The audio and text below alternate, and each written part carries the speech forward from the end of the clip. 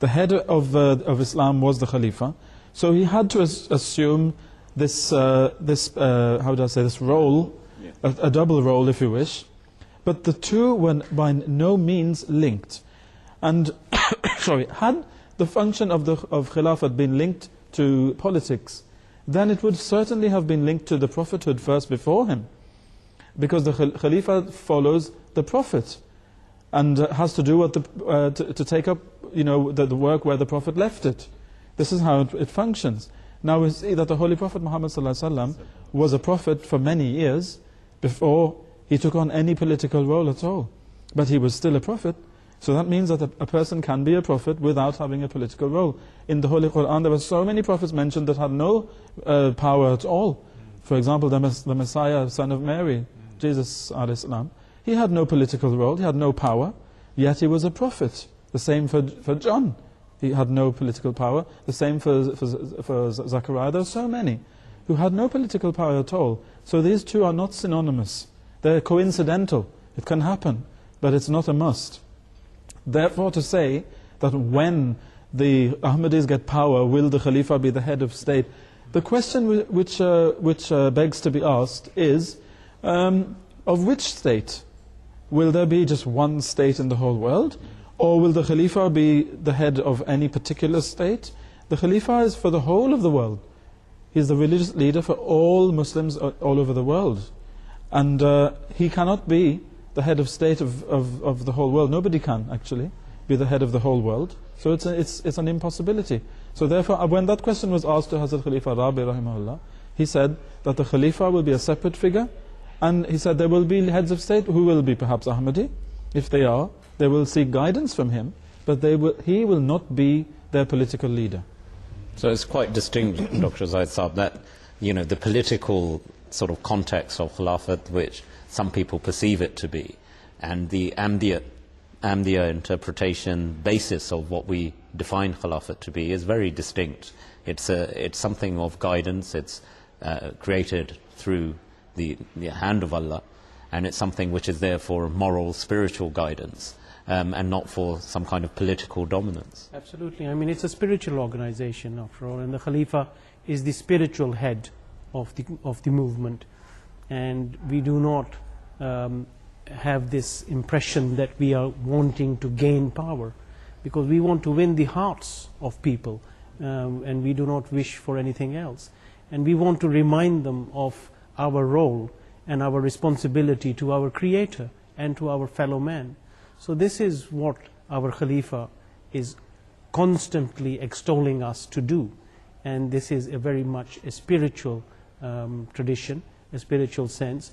And this is what we want to do, is to win hearts rather than win armies in that respect. Jazakallah, gentlemen. Last sort of 5 minutes or so of the program, and time seems to have flown by very quickly. Final question we have is on the status of who can become a Khalifa in terms of gender differentiation. And the question is a simple one, which is, can a woman become a Khalifa? If not, what is the logic behind not having a woman as a Khalifa? Azhar Saab, if I could come to you to begin with on that. Well, to take the question which in the minds of some of our listeners probably would need more answer at last, maybe this is not the desire to do justice to it, but very briefly speaking, Islam, as all other religions, has defined the human nature very clearly and has given us rights and roles within our natures, men and women. And I say in religion in general, because if you look at the issue from all the religions prior to Islam, they had a very similar concept of what are roles for men, what are roles for women, defined through the religious teaching. And that's based on the nature of man. And Allah subhanahu wa ta'ala is talking about fitrat al-nas, the nature of man is the real religion.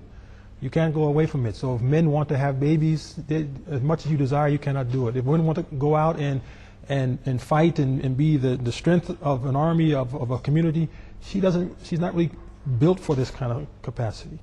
So in short, the short answer is, Allah subhanahu wa ta'ala has not given her a duty which He knew by her nature would be very difficult for her to bear. Many of the Khalifas themselves have said, if you knew what this burden of Khilafat was, you would never desire it. Indeed.